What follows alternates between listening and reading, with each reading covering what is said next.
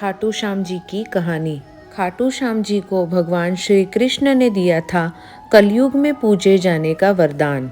इस कथा को पढ़िए और जानिए खाटू श्याम जी के बारे में। पौराणिक कथा के अनुसार खाटू श्याम जी की अपार शक्ति और क्षमता से प्रभावित होकर श्री कृष्ण ने इन्हें कलयुग में अपने नाम से पूजे जाने का वरदान दिया था। खाटू श्याम जी को भगवान श्री कृष्ण के कलयुगी अवतार के रूप में जाना जाता है। राजस्थान के शिकर जिले में स्थित श्याम बाबा के भव्य मंदिर में दर्शन के लिए हर दिन लाखों भक्त पहुंचते हैं।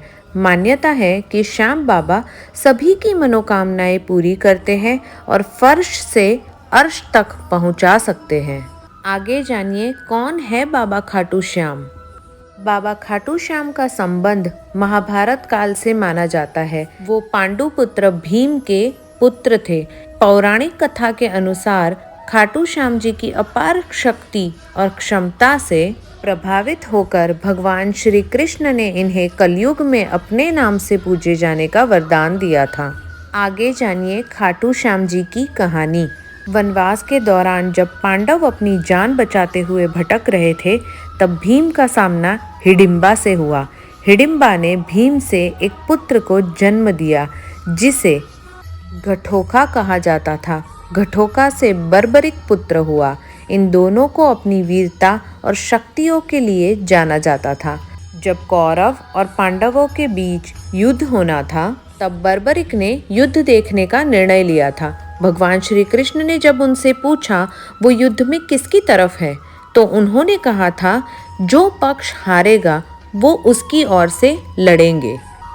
भगवान श्री कृष्ण युद्ध का परिणाम जानते थे और उन्हें डर था कि कहीं पांडवों के लिए उल्टा न पड़ जाए। ऐसे में भगवान श्री कृष्ण ने बर्बरिक को रोकने के लिए दान की मांग की। दान में भगवान श्री कृष्ण ने उनसे शीश मांग लिया।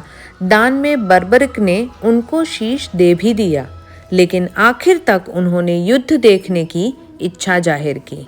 भगवान श्री कृष्ण ने इच्छा स्वीकार करते हुए उनका सिर युद्ध वाली जगह पर एक पहाड़ी पर रख दिया। युद्ध के बाद पांडव लड़ने लगे कि युद्ध की जीत का श्रेय किसे जाता है। तब बर्बरिक ने कहा कि उन्हें जीत भगवान श्री कृष्ण की वजह से मिली है। भगवान श्री कृष्ण इस बलिदान से प्रसन्न हुए और कलयुग में श्याम के नाम से पूजे जाने का वरदान दे दिया। तो ये थी बाबा खाटू श्याम की कहानी। बोलो जय श्री कृष्ण।